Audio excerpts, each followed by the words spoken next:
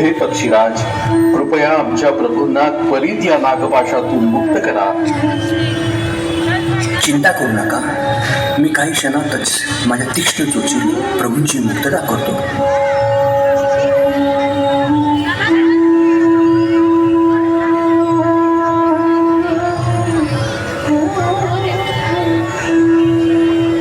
आणि काही क्षणातच पक्षीराजाने राम लक्ष्मणाची नागपाशातून सुटका केली आणि दोघे बंधू मूर्छित अवस्थेतून बाहेर पडले.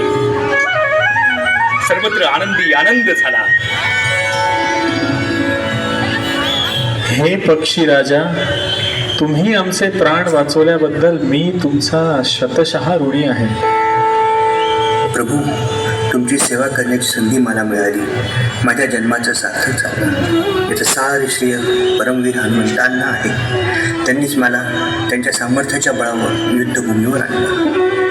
हे हनुमंता, तुझ्याचमुळे आज मला व माझ्या बंधू राजाला हा क्षण बघता आला.